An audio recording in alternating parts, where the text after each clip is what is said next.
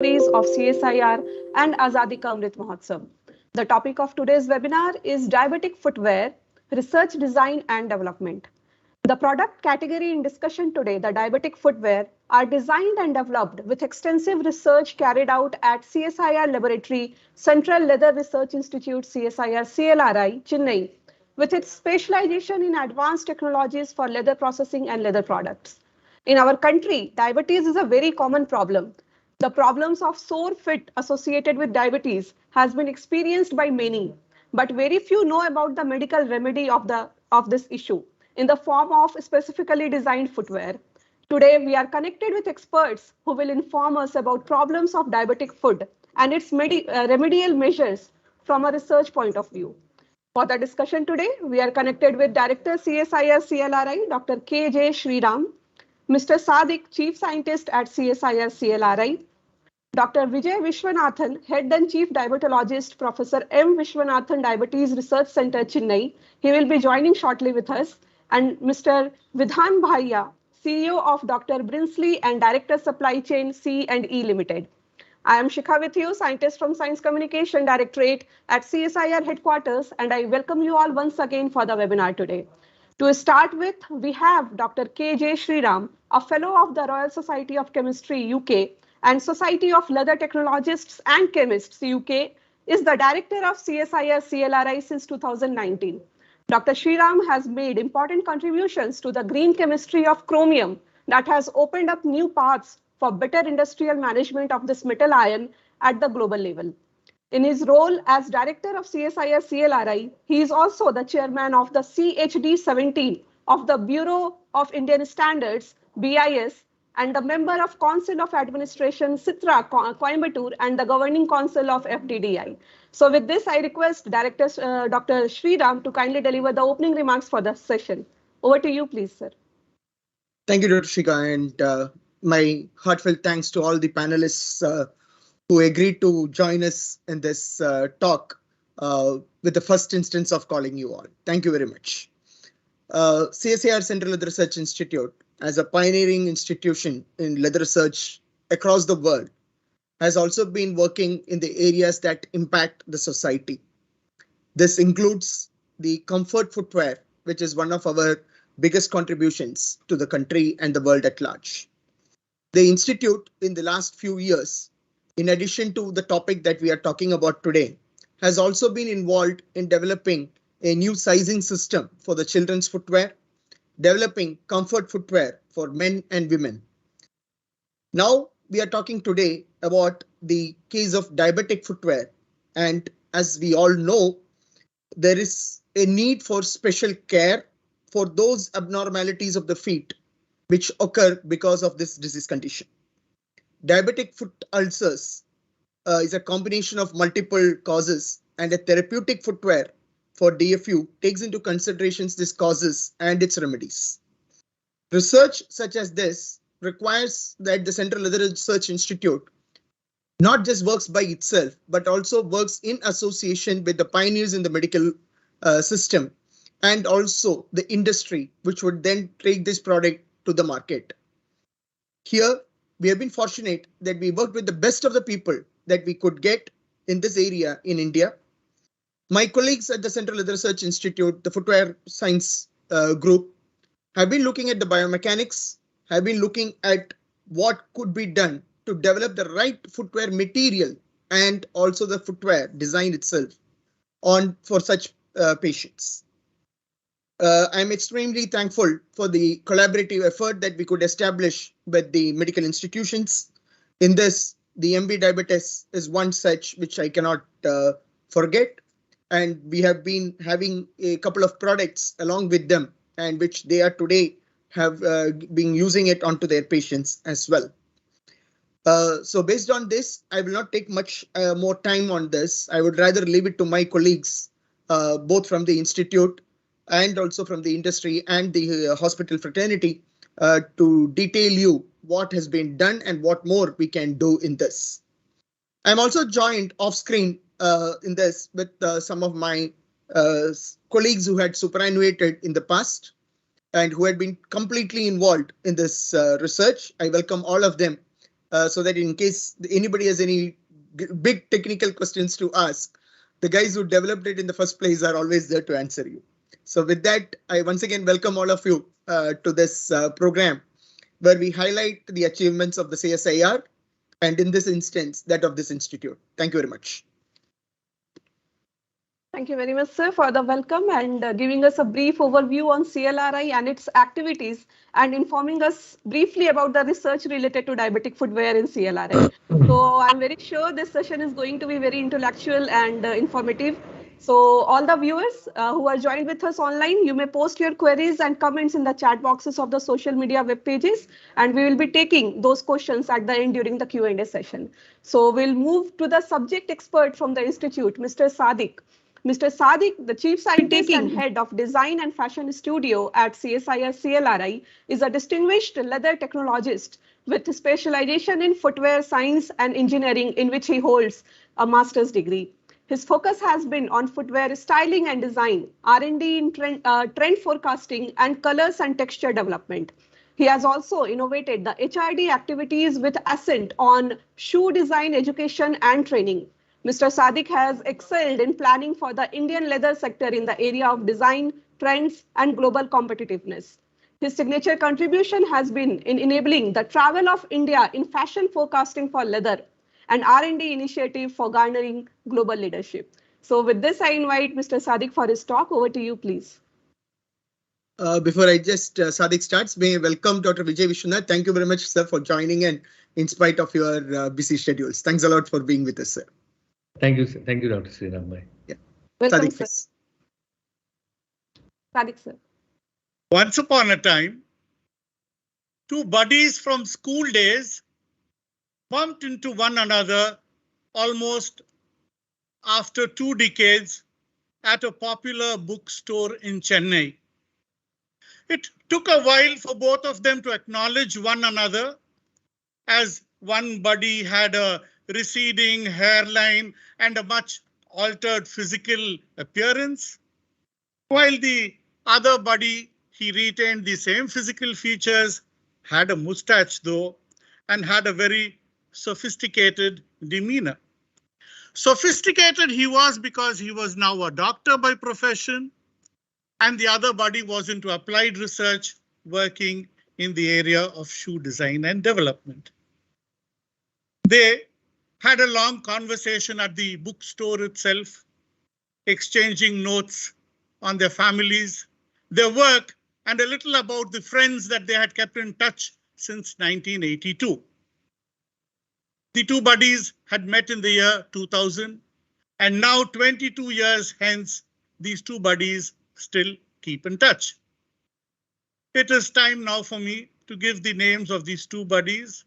The buddy that I mentioned, who had a sophisticated demeanor, is the well-renowned Dr. Vijay Vishwanathan, who is currently the head and chief diabetologist at the Chennai-based MV Hospital for Diabetes and Professor M. Vishwanathan Diabetes Research Center, which is a WHO collaborating center for research, education, and training in diabetes.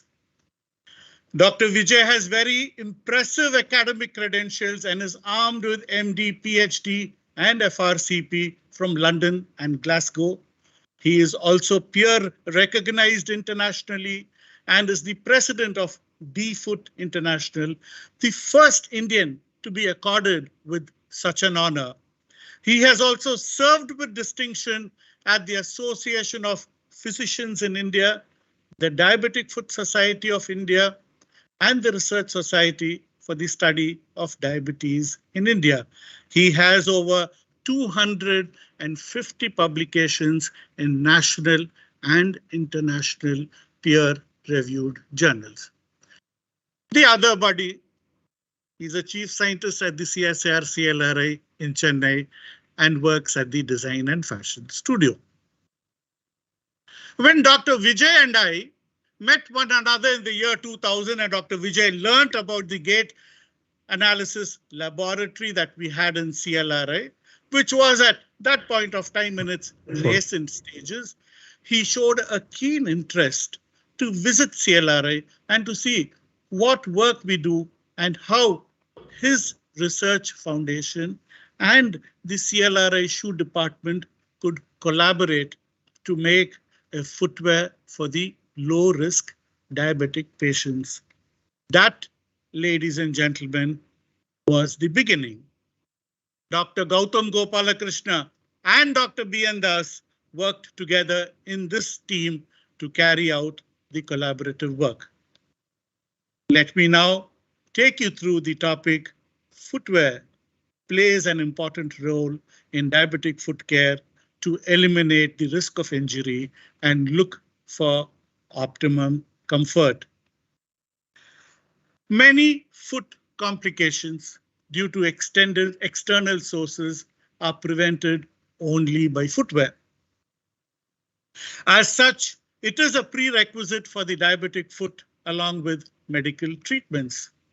Footwear which are either inappropriate or not used enough or a lack of footwear are the most common causes of trauma resulting in foot ulcers.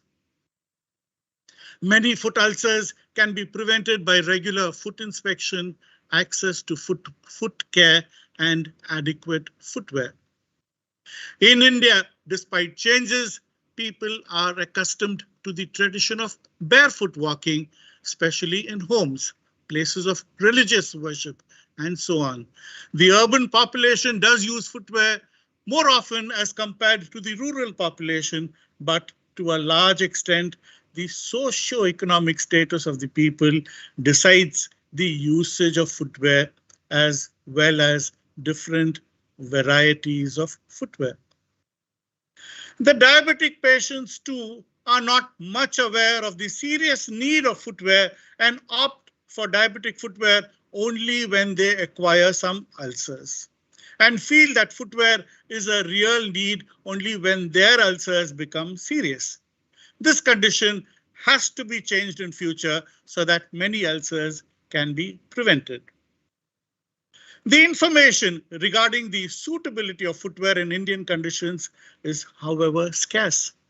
Thus, the work in this area gave a deeper insight and guide to develop and establish the footwear as well as educate the patients through this information. Now, I would like to mention some of the salient features of the off-the-shelf footwear for diabetic patients.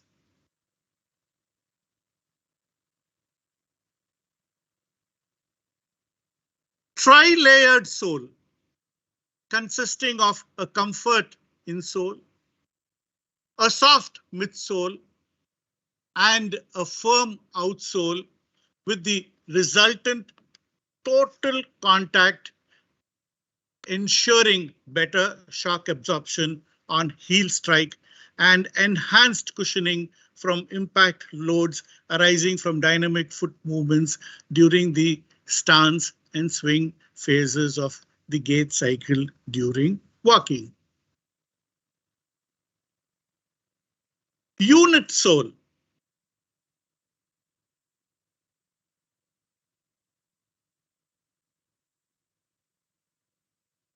Unit sole made from polyurethane with extra depth to provide larger area for more effective pressure distribution is important.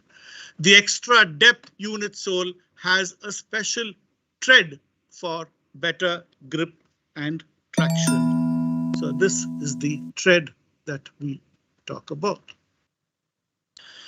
A specially derived angle of slant has been provided in the sole to give a rocker effect, which is very, very important. Here we see a slant which gives the rocker effect. Now this is used to offload pressure from the feet. This would ensure that the patient does not experience areas of stress concentration in his underfoot and therefore he would not progress to the next stage of risk. The upper from which we make the shoe, which could be a very soft, fine leather, Napa leather, has been designed to take care of the fluctuations in foot volume and is therefore provided with adjustable Velcro fasteners.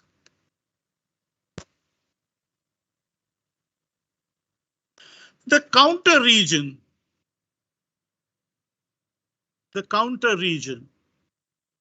is also made rigid with a counter stiffener for avoiding slippage and shear stress.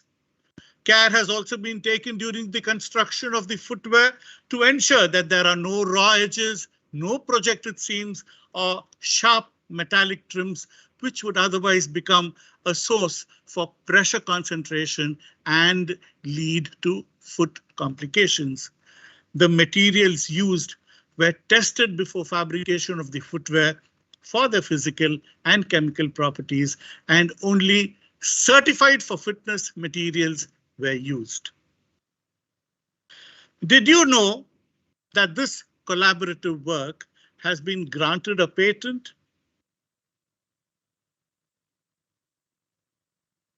This work has been granted a patent, with the patent being recorded in the Register of Patents on the 30th of October 2018 with the patent number 302551 with a validity period of 20 years. Branded as Diastep, this footwear is available through MV Hospital for Diabetes in Chennai.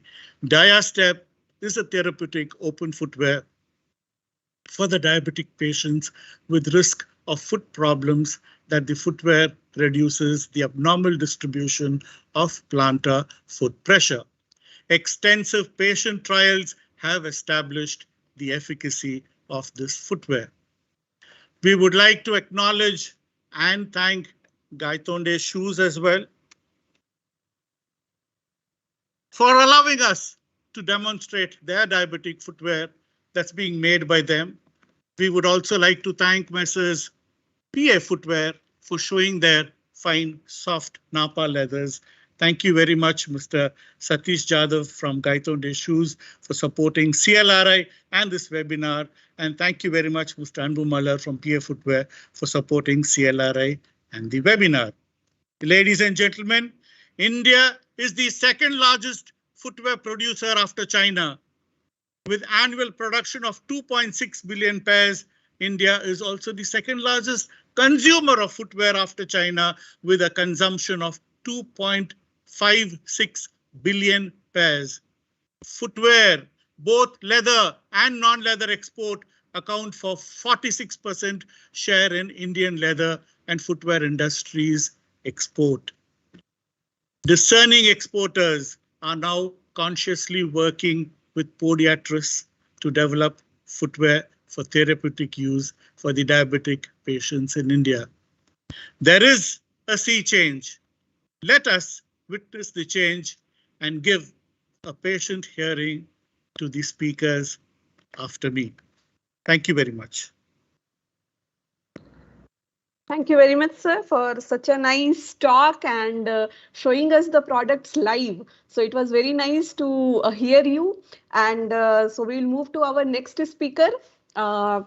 Vijay Vishwanathan. And Sadiq sir has very nicely given his introduction. So I'll not take much time now. I'll request Dr. Vijay Vishwanathan, who is a diabetologist for last 30 years, to please present his talk over here. Over to you. Can I show my slides? Because yes, I had one slide. So just give me 1 second.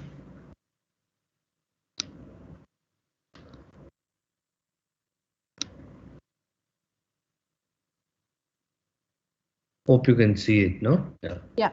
Please go to presentation mode. This one, no? Slideshow. No, not that. Yes, sir. Can you see better now? Yeah. So I'll take 10 minutes. That's the time allotted to me. And at the outset, I would like to thank Dr. Sriram and my dear friend Sadiq for asking me to make this presentation today. And as Sadiq said, it is by serendipity, that's a word which I would use, how we met in a bookshop in Nongambakam. And that led to the development of footwear for people with diabetes. I would like to start with paying my respects to Sadiq, who, after our bookshop meeting, introduced me to CLRI. I would also like to pay my respects to Dr. T. Ramasamy, Mr. Das, and Dr. Gautam Gopalakrishna for working alongside with me to develop some footwear and making our footwear known worldwide. So I'll start with the first slide. I'm going to talk to you for 10 minutes only, but first let me tell you why diabetes is such a big problem. You can see that this is from the International Diabetes Federation. And is there a pointer here? You can see that the maximum increase in the prevalence of diabetes is going to be in the developing world, Southeast Asia. You see, it's going to see 122% increase in diabetes. You can see the slide that I don't know how to use a pointer. In Africa, Europe, America, Latin America, Central Europe, and all that, we are going to see much lesser decrease. You can see the red color. This is not the pointer. 122% is going to be the increase in diabetes. So why so much of diabetes in India and China and so on? So we should understand that it is visceral fat, that is fat inside the abdomen. It's not the fat which you see on the outside of the abdomen. I'm talking about visceral fat, the fat inside the organs, in the liver, intestine, and so on, which leads to a condition of inflammation and insulin resistance. My pointer is not working. So you see, there can be diabetes, cancer, hypertension, cardiovascular disease, heart disease, everything coming from this visceral fat. And this visceral fat and inflammation are very much common in the Indian population. Third point, diabetes is not a very simple problem. It is a vascular disease. It affects every single blood vessel in the body, which you can see in the picture. Name it the heart, brain, the nerves in the feet, kidneys, today's World Kidney Day, March 10th, eyes. So diabetes can affect any blood vessel in the body. Now I move on in the last 8 minutes to my main talk, which is diabetic foot. So diabetic foot, you can see this very good presentation, and I don't know how to use a pointer. So you can see that, let me see if I can use a pointer. My staff are looking at it. You can see that the amputation, if you see the number 5 from the left, is got a higher prevalence than even breast cancer or prostate cancer, which are two common cancers in men and women. Now, amputation and peripheral arterial disease, where the blood flow is less, it's got a much higher prevalence. So what I'm trying to say is diabetic foot disease, amputation, is a much bigger problem than even breast cancer and prostate cancer. And diabetic foot is associated. It can, if you have a foot infection, it can actually affect your kidneys, it can affect your heart, it can increase your expenditure, can result in you losing a leg, and it will also result in reducing your life expectancy. You can see the last column. between the rural part of the country and the urban part of the country, we showed in 2006 that there is a big prevalence. The people coming from the villages have much more amputation rates. than the people staying in the urban cities like Chennai or Lucknow or Kanpur. So you can see that uh, you can get much more uh, pointer options. 1 minute. Laser pointer. Yeah, so you can see that the urban people have much more foot complication. That's because of lack of awareness. There's no footwear. Sadiq told you that India consumes a lot of footwear, but I think most of the people in the rural areas walk barefoot even today. And it is the urban people who consume this high quantity of footwear. This was a study which we did and published in the Journal of the Association of Physicians of India, which is the #1 journal for physicians in India, where we took diabetologists from across the country, from Rajasthan, Uttar Pradesh, Bihar, Orissa, and Tamil Nadu, and so on. And we found that the most common reason for amputation among these 1,200 odd patients from these 31 centers in India, the commonest cause was infection. People have no sensation in the feet and they walk barefoot and they get infection. This is a picture of 4 people who have lost their feet, or lost their leg rather, who have been amputated. And one of them was a bus driver and he lost his job, he lost his leg also. Therefore, in the next 6 minutes, I'm going to talk to you what CLRI and the MB Hospital for Diabetes did and what are the methods by which we can prevent amputation. I think when we talk about prevention of amputation, the first thing we need to realize is in a paper which we showed in the American Diabetes Association journal called Diabetes Care about 20 years ago, that if you educate your patients well enough, you can prevent amputation. So this was a study which we did. Now, before I met Sadiq, I had this interest of providing footwear for people with diabetes who have no sensation in the feet. So in 1991, I went and met some local cobblers who were in Royapuram and started making footwear within our hospital by handmade. And then came the wonderful collaboration with Sadiq, Mohammed Sadiq, Dr. Gautam Gopalakrishna, and Mr. Das, Saraswati, and also under the able guidance of Dr. T. Ramasamy. So we first of all did a publication where we looked at the ulcer-related outcomes in patients with foot ulceration. This was a good study which we published. And then we looked at standardization of foot sizes of people with diabetes. And people with diabetes have a width which is more, breadth which is more. The foot is broader than it is longer. Therefore, we use this survey to standardize the foot sizes in people who had diabetic foot ulcers and so on.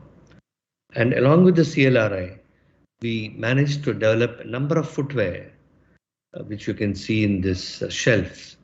These are people who had just minimal loss of sensation in their feet. These were people who had more loss of sensation in their feet and so on.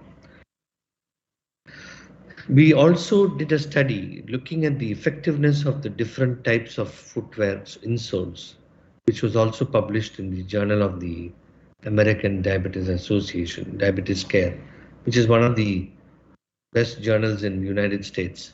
So we found that these insoles, people who were using these insoles had better outcomes.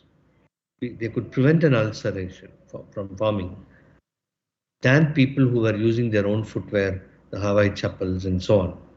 So this was a beautiful study.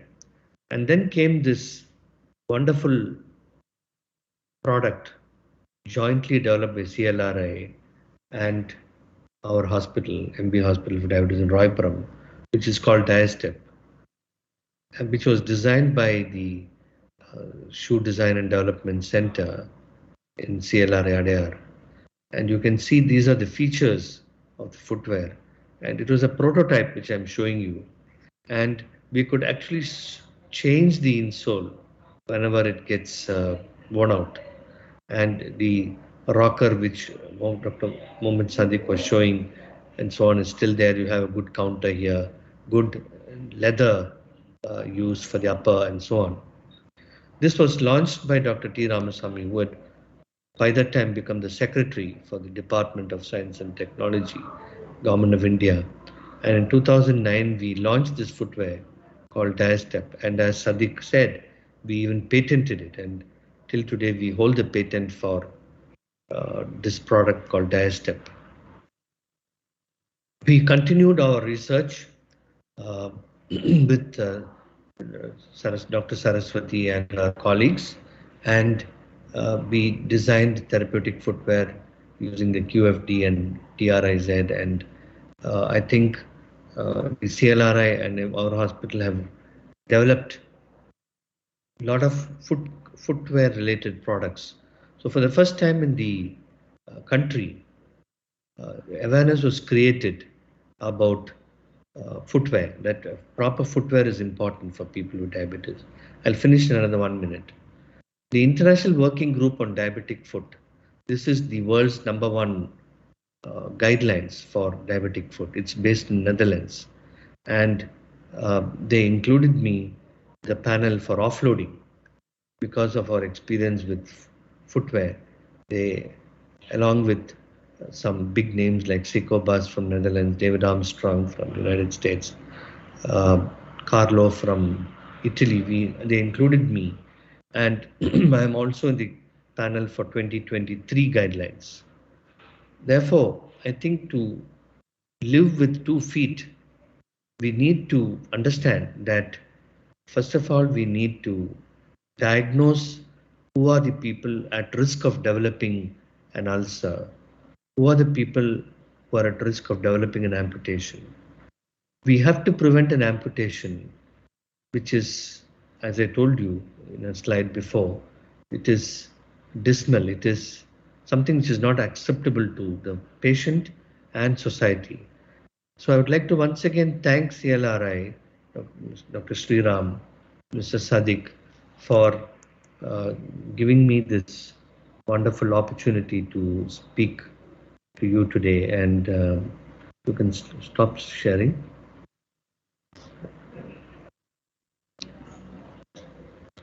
So thank you very much, and my team is just trying to switch off the slide share. Thank you very much, sir. Thank you, Dr. Vijay Vishwanathan, for connecting with us today and sharing with us such an informative talk and informing us the seriousness of diabetes, which may lead from amputation to reduction of life expectancy of people. So, and also informing us about the methods adopted for prevention of amputation by the collaborative research work done by CLRI and Professor M. Vishwanathan Diabetes Research Center. So thank you, sir, for connecting with us once again. So next we are connected with Mr. Vidhan Bhaiya, who is a recent chemical engineering graduate of Northeastern University, Boston.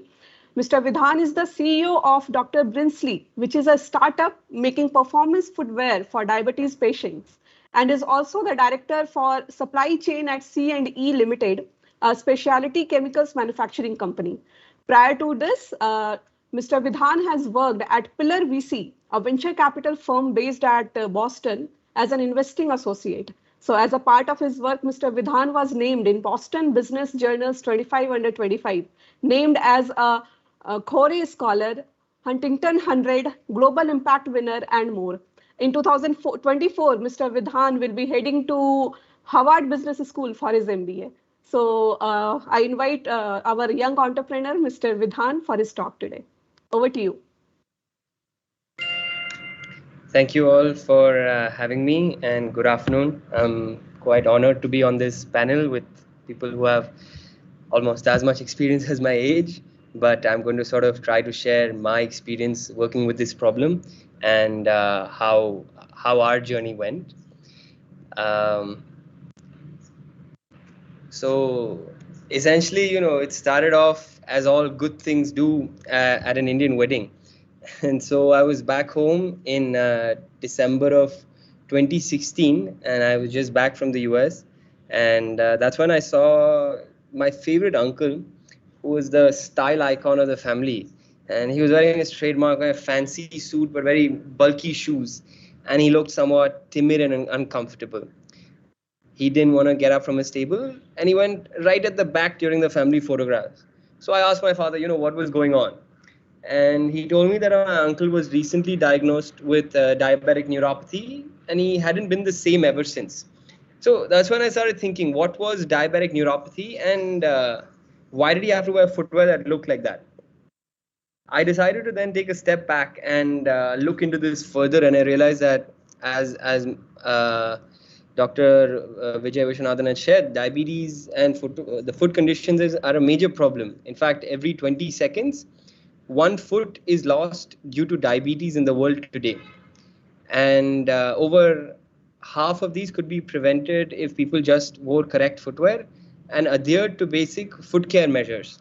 But I realized that people didn't want to do it often because they weren't happy with existing solutions. And with the 425 million plus diabetics worldwide today, this was more than a global problem. It had almost become a part of people's lifestyles. And over 40% of them will suffer from foot problems. And I think they needed a better solution. But I think the first question that came to my mind was, how are diabetes and footwear even related? I always thought, diabetes was a sugar-related condition. And so diabetes causes this sugar buildup in the feet, which cause nerves to start losing sensation. And so any small cuts and bruises on your foot, your body can't feel it, and therefore your body can't heal it. I remember once during a market survey, someone was talking about how they were walking and they saw blood on their floor. And then they said, well, I didn't know where it was coming from. Then I sat down, and under my foot, I saw that a nail had punctured into it, and I just didn't realize. So that's how bad the lack of sensation can get. And so that's when I said, okay, so since people can't feel these injuries, small cuts, bruises, and wounds, perhaps we should try to make footwear that prevents these things. So I applied for a research grant for the summer with my research problem to make fused diabetic dress shoes that combine medical performance with style. And I didn't really know where to start. It seemed like quite a daunting problem. And, people had done this in the past, but big companies had tried, and, solutions were there for everyone to see, the stuff that people weren't very comfortable wearing. And so I just decided that, to actually make this work, I sort of approached my mentor, Dr. Mark Sivak, to understand the Stanford design thinking process, where the idea was to be hyper specific about the customer's needs while designing our products. So to do that, the first phase involved speaking to over 200 plus stakeholders, including diabetologists, podiatrists, and patients, to understand what they all expected from diabetic footwear. We then built this on top of existing literature to identify 4 fundamental design goals for this footwear, which was to distribute plantar pressure, to reduce friction, to accommodate any sorts of bone deformities, and to prevent any form of external shock. And now that we had identified these, I believe that the only way to make good-looking diabetic footwear was to innovate at the very component level. And now, while my family has been involved in the leather industry under the brand of the Chemcrown Group for over half a century, I still did not truly understand how shoes were made. So I decided to pack my bags and go to Italy, the shoemaking capital of the world. And in July of 2017, I reached a small town, Civitanova Marche, that barely spoke any language other than Italian, to learn how to make footwear. And I didn't really go with a plan, and that was not the best idea in the world. So I was just there roaming around asking people for information as to who can help me during this journey. And then they wouldn't even tell me people's name. They'd give me direction, walk over that way. There's a store there. There's a manufacturer there who we should talk to. So that take that information and walk or drive over to that area and then start asking around again. And so I remember during this process, I stumbled across a small factory which actually made some of the world's best diabetic footwear. And, with a lot of sign language and the help of a translator, I truly got a masterclass from a family who had perfected this art. So how to think about materials, shoe lasts, fit. That's when I sort of started to understand all these things. I then had a direction for how these shoes are made and also which components had room for improvement. I then went on to meet shoe designers, component manufacturers, and leather tanners to find out the latest in shoe technology to address these design goals. I then took these goals back to India for my third phase of prototyping. We then repeatedly iterated and prototyped and handed out samples to doctors and patients to understand what they thought of our footwear. And for the fourth phase, I went back to the US where I consulted industry leaders to ensure that what we were looking to do was in line with where the industry itself was headed. And so I repeated this 4-phase development cycle twice over the course of 2 years. And at the end of summer of 2018, we had our minimum viable prototype, which looks something like this. The idea was to make footwear like people shouldn't be able to distinguish someone as diabetic just because of the footwear that they wear. So you should be able to wear this and people should say that looks like any other shoe. And so now I remember, speaking about my project at a conference after I came back to India, and a lot of the audience came up to me saying, okay, where can I get this for my father, for my husband, and so on. And then we spoke with distributors and doctors, and there was a lot of interest. So I decided to, I realized I had to take a leap. So I took 8 months off from my university to come try to build this company in India. And, and that was an interesting experience. Although I grew up here, I didn't quite realize how difficult it is to work in India. And for the first 4 months, it was a total struggle. We tried to set up our entity, figure out the regulatory landscape we needed to operate in. Production was way harder than expected, and delays were a part of working here. And now, being the impatient person that I was, when I want something, I wanted it now. And this brought about a lot of frustration. And, if I were to describe our production in 2 words, I'd just say stuff happens. It wasn't just systemic inefficiencies. Most times it was just random things which you just had to resign and learn to accept. So I remember once we had an order delayed for many weeks, and I was just like, what's going on? Customers are waiting. And I remember getting a picture from our factory, which they said, yeah, sir, everything is ready. But, those rings around my shoes, around the laces, we ran out of those. And so, go figure it out. So it was, it was very random challenges like these, which we had to learn how to face. And now, which we've managed to optimize. And 2 years later, I'm happy to say that our products are accepted across hospitals and clinics across a few cities in India. Thank you to the Central Leather Research Institute for helping with the gait analysis of our footwear to study plantar pressure and peak force reduction. Our primary sales channel today is direct to consumer, where we work through our website and a variety of all the other e-commerce platforms. And I'm also happy to share that our models have now been exported to Singapore, South Africa, France, Colombia, Malaysia, the US, and more. So it's been truly an incredible journey for us, where I've grown mentally, emotionally, professionally.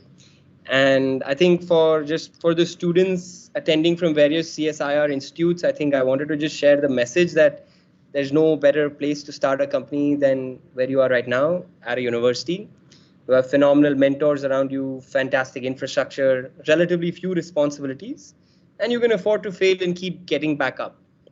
And I remember that I was able to sort of speak to very important people because I was a college student looking to figure out a project. And if I was thoughtful about why I wanted to speak with them, nobody refused.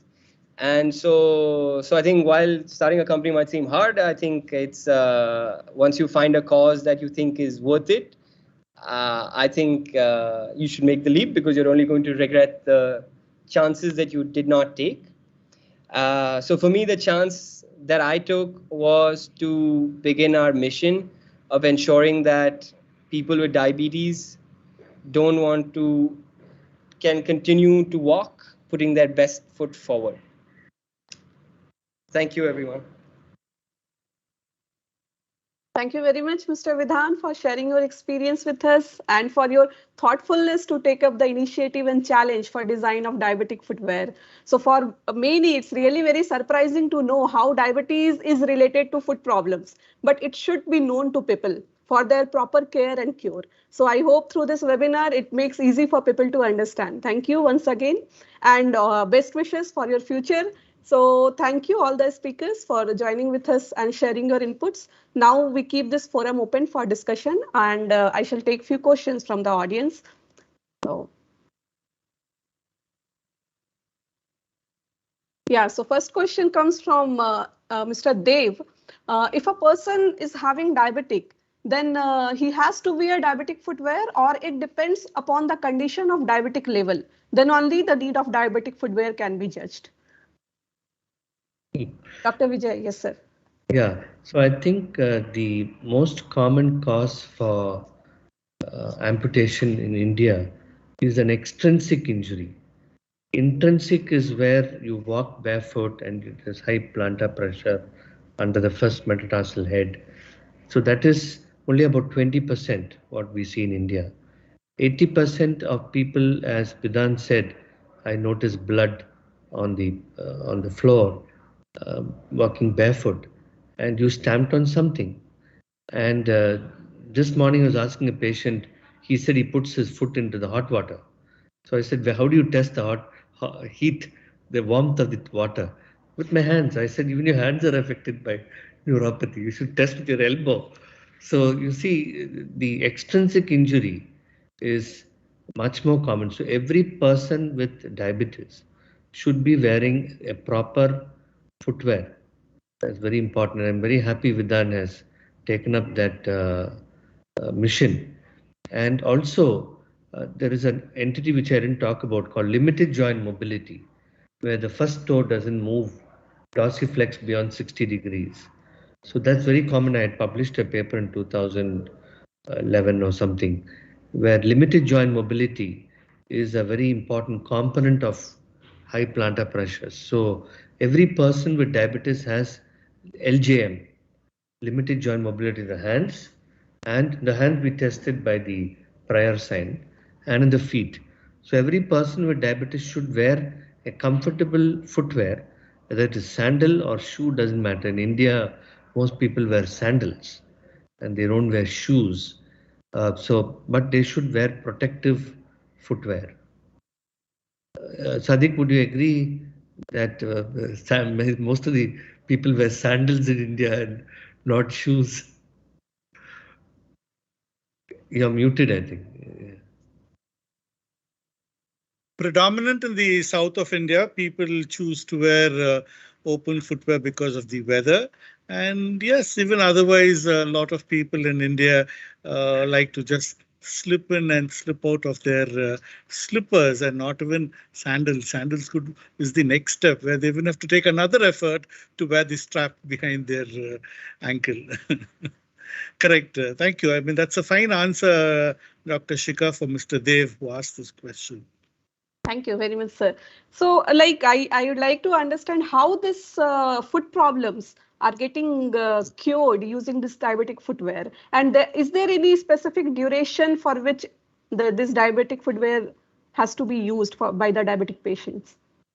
Maybe Vidhan can answer after I finish. So diabetes is after I finish, I'll just give a small introduction. So the diabetes is a condition which affects the collagen tissues in the feet. It makes your foot rigid. So what happens is, this is called diabetes. This is what happens in diabetic neuropathy. So unless you control your diabetes and keep your HbA1c, which is the test we do to control diabetes, to check whether diabetes is under control, you should keep it below 7 or 6.5. In which case you can improve the collagen deposition of glucose in the collagen and not reverse neuropathy, at least prevent the neuropathy from getting worse. So that is from a diabetes point of view. From a footwear point of view, Vidhan can answer. Yeah, so I think from for us, the goal was to prevent these external shocks that, as Dr. Vijay mentioned, that just keep happening. And it's the smallest of things that can cause these external shocks, which then result in very deleterious outcomes. And so for us, the mission in simple terms, if I were to describe it, like we wanted to build almost like a tank for your foot, but like try to make it look like, a Ferrari, but like essentially like have a protective cover for your foot, which doesn't allow pressure buildup across your entire sole. It prevents any friction that can be caused from sliding up against the inside of your foot. It prevents all sorts of friction. It offloads pressure that could occur on any part of your foot. So it's these those small injuries that we try to hope to prevent. So there's no therapeutic benefit that we've been evaluating with this current range, just a preventive measure against serious outcomes. Okay, thank you very much. So we have another question from Mr. Sudarshan Mishra. Should the diabetic footwears be different for diabetic people while sporting or exercising? Is there any specific design for sports activity? So I can just answer before Vidhan answers. So I think there have been several studies from David Armstrong and others which have shown that even a good sports shoe, if I may be permitted to use some brand names like Reebok or Nike, those sports shoes are good enough because they have the front rocker, they have a hard sole. So for a walk in the beach or on the Marina Beach, you can use a good sports shoe. If you're not ulcerated, if you're not had a past history of an ulceration or amputation, if you just have mild neuropathy, Vidhan, you can probably take up the remaining part of the answer.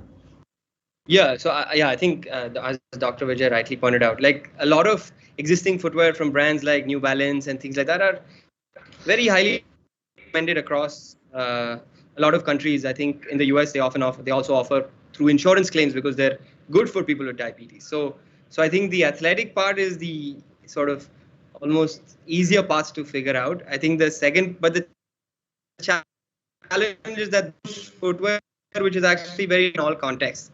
I think that's where we try to innovate. The athletic part is already taken care of with well-chosen existing models that brands make today. Okay, so thank you very much. So we have another question. How do you make footwear manufacturers aware of the use of scientific principles in diabetic footwear making? Sadiq sir. See, just like Mr. Vidhan has been a startup, so if there is anyone who's attending our forum or probably is looking into investing in this venture, we would like to guide them primarily on the materials. What kind of materials go into the construction of this kind of footwear? The earlier two questions, the other question was, is footwear enough and will that heal my diabetes? No, footwear is something that only helps one to protect the foot from worsening it if you hurt yourself or you get some certain injuries or so on. So likewise, we would like to advise people on what kinds of materials, how the construction is made, whether you need open footwear or you need closed footwear. Yes, we can provide adequate training, not only on materials, not only on manufacturing, but they can also test the footwear with the gait analysis laboratory that we have here. Yeah. Thank you very much, sir. So we have question from our viewer, how these footwears can be procured, from where to buy these footwears? Yeah, so Mr. Vidhan, if you can. Our models are available on our website, brinsley.in, and also, basically every e-commerce platform that you use today. So you can. So this can be ordered online. Primarily, we sell today online. Post-pandemic, online is the way to go. So is there any method to get customized footwear also designed? We don't do customized footwear at the moment. Maybe Dr. Vijay. So the thing is, about 20 to 30% of people have a past history of an ulcer or an amputation. That big toe is lost, and they have only four toes. So you cannot have an off-the-shelf footwear simply because your one toe is missing. You have only four toes. So it should be a customized footwear because the peak plantar pressures will shift. The biomechanics changes once you cut off one toe. So you have to have what is called customized insoles. So customized insoles are available in India. Uh, it is also available abroad, but it's a little more expensive than the footwear which Mr. Vidhan was talking about. You can insert these insoles into any sandal you want or good footwear you want. So thank you very much, sir. So we have some comments and appreciatory messages from our viewers to have this kind of webinar uh, for increasing awareness among people about the diabetic footwears. And so thank you very much, everyone, for connecting with us. So it was very nice listening to each one of you and knowing about this indigenously developed diabetic footwear, which is a requirement at almost every household now. So we have almost reached the end of the session. Before closing, I request once again Director CLRI, Dr. Sriram, to kindly deliver the closing remarks. Over to you, sir. Thank you, Shika. First of all, my thanks to Dr. Vijay Vishwanathan, Vidhan, and Sadek for having enlightened everyone on this journey. Let me say the journey that we have all taken on this diabetic footwear research. Of course, things don't stop at this stage. As Dr. Vijay Vishwanathan was pointing out, there's some of the recent works which take into consideration newer aspects and also techniques to develop footwear. Next in line would also be that we will have to look at how do we take in what we can do through the latest information technology platforms, etc., so that we can ensure that such footwear is reachable to more number of people. I am talking about the possibilities of using artificial intelligence and such things. Therefore, possibly we need to work a lot, maybe including the information technology groups, so that we collect a lot of data on these people and try to ensure that from customization to personalization, we can take these products, and that would help people who have been identified with diabetes or a history of diabetes. They can actually get some footwear off the shelf rather than having to come down to some particular hospital or a place to get this footwear. I think that should be the next step as we all may look at it.